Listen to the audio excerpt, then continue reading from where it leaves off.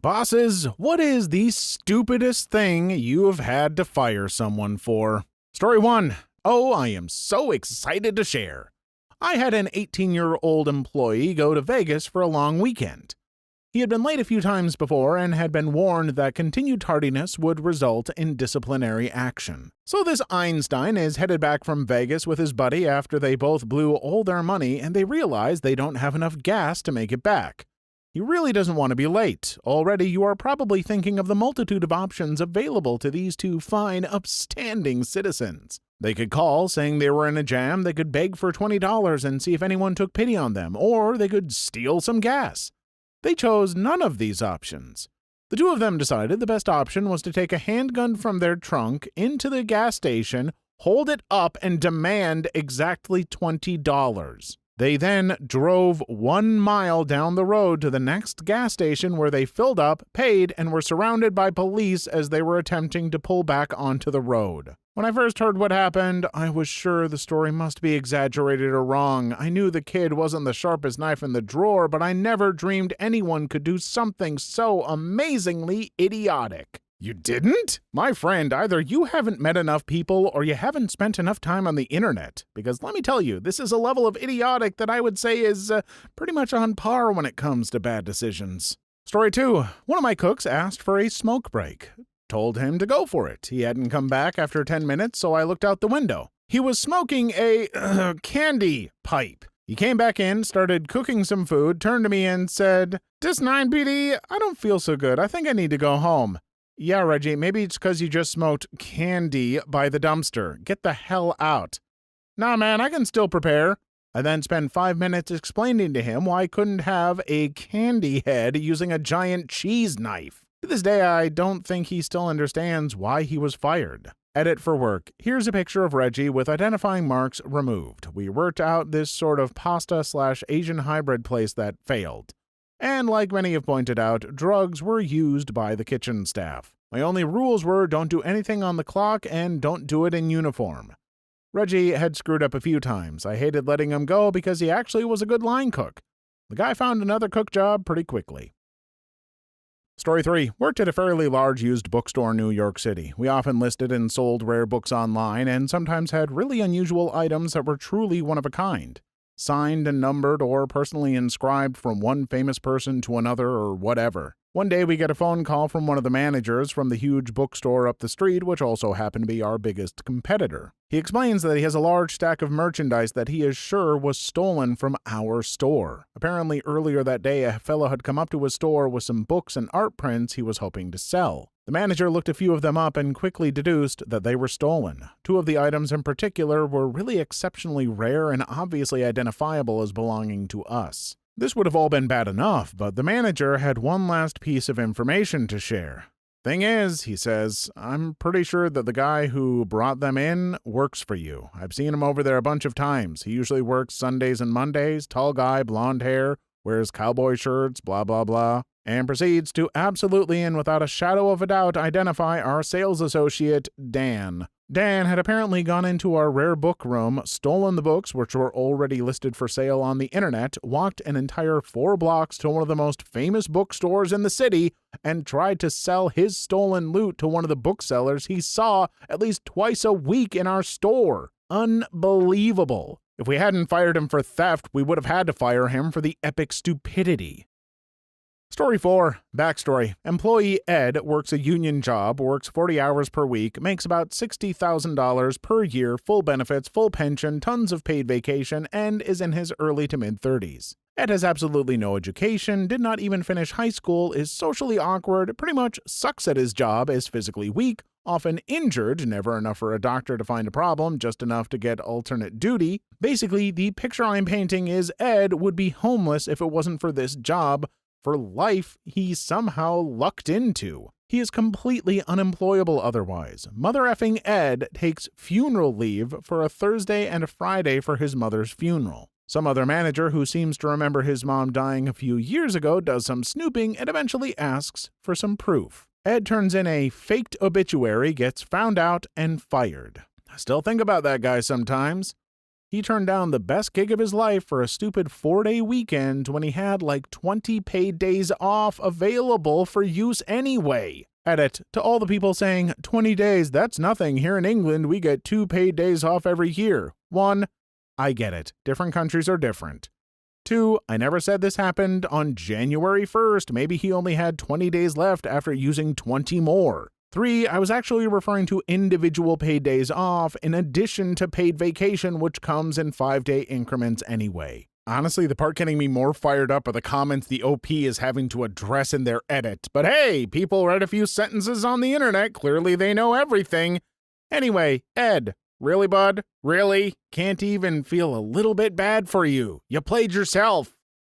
Story 5. A done guy at work. Let's call him Julio. We worked in clothing retail together. One night, closing shift, we're folding tons of clothing, working our way from the outer tables inward, laughing and joking as we went. Julio's a fun guy to be around. Sometimes he'll moonwalk, dance, or sing. General clownery to make the shift enjoyable. So that fateful night, we're almost done. About 8 of us are working on the last 2 tables of clothing. Julio does his funny dance from there to there and ends up grinding with a coworker. She dances along, and he poked her with his boner. She notices and angrily jumps away. Dumbbutt was dry humping her butt, pinching a tent, and he decided to continue dancing around with pelvic thrusts in everyone's direction. Needless to say, Julio and Julio Jr. were fired for harassment. Edit 1. The assumption that the girl he grinded against is the one who complained. I don't know who did. He had a history of behavior like that. He was an outgoing guy who got away with lots of stuff. Always joked and played around. I guess someone finally got sick of his crap.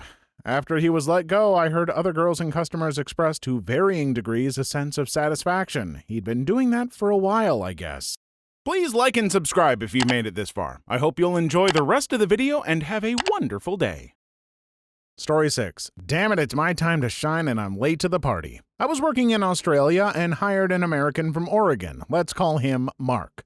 I, too, am an American. Important. It wasn't one simple act, but a collection of instances so grand, I don't know if I can really type this. First thing first, F this guy. So I hired him because I needed someone pronto, and the hiring had to be done now. He was ready to go and able to do this relatively simple lifting job. The next day he got kicked out of the hostel he was in because someone stole his meat out of the fridge. He then asked me if he could stay with me till he found a new hostel. Whatever, sure. The dumbest thing I have ever done. Next day I'm sitting in my office, in my house, and I am banging. What the F? I walk into the kitchen, other side of the house, and he is in there trying to cut a effing can of blackberries in half with a butter knife.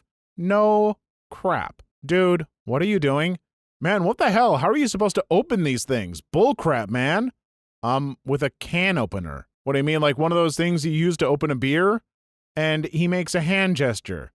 Yeah, sorta. It's brother really always on a pocket knife together, different ends though. What, those are for beer? You're stupid. How would that even work? Beer bottles are screw off. F me. I walk off. 10 minutes later, I walk into the kitchen for water. Not really sure, don't remember, but he's sitting on the couch and it looks like he broke the can open with a rock, eating the blackberries with his hands covered in crap, smiling from ear to ear. I assure you, because he foiled natural selection yet again. 2 days later, at this point, he has proven to be a horrible, horrible employee, but at home, mind-effing blowing. Sitting in my office, he just walks in and asks for a pair of socks. F that and F you. I will let you borrow anything of mine except my underwear and socks. Nope, nope, nope. His are dirty and he doesn't want to do a load. I tell him no and he complains a bit but walks off. A few minutes later, he is back and is asking for a pair of scissors. Whatever, top drawer, I say. He grabs them, says thanks, and walks off. He walks back into my office but just stands behind me not saying anything. I ignore him for a solid minute. I can feel the energy building. Finally, I slump my shoulders and push off from my desk and turn around. This dumb mother effer is so proud of himself. He holds up 2 socks. What is that? Dude, I made new socks. Huh? I took one of my old socks, cut it in half, and now I have a new pair. Dude, what the F are you talking about? You cut a sock in half. Now you just ruined a dirty sock. Back of my brain, holy crap, new socks equals clean socks. One sock covered his toes but not his heel, and one sock covered his foot but not his toes nor his heel. He wore those things for 3 days to prove a point. I fired him when I caught him bragging to a customer about hourly pay, but let's be honest here, it was the socks and blackberries that did it, among other things. He didn't move out for another 3 days. I'm sorry, how does he not know what a can opener is? How does any of that? This person sounds like a nightmare, and I feel like I've got secondhand anxiety just from hearing about him. This is gonna be one hell of a thread, isn't it?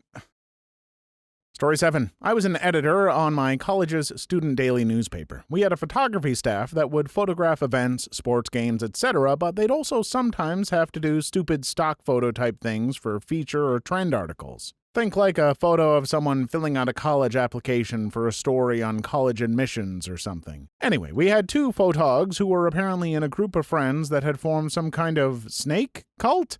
Probably had another name that they used, but we called it the snake cult when we found out about it.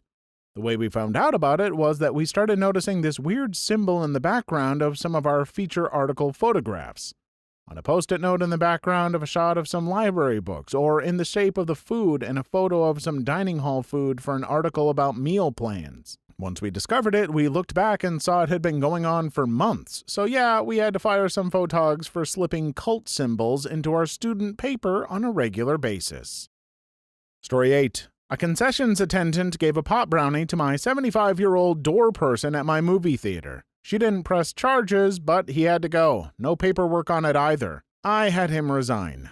Edit. This story clearly struck a chord with a lot of people. I will try to answer as many questions as possible. She, the door person, didn't know what was wrong. A friend of hers visited that evening and figured it out. She told me the next day. I was off the day it happened. He, concessions, didn't deny anything, actually thought what he did was 100% okay, completely disconnected from what could have happened. Actually asked for his job back a few times. Years later, he apologized after going to rehab. I'm pretty sure the guy still smokes, just a guess. I haven't spoken to either of them in ages.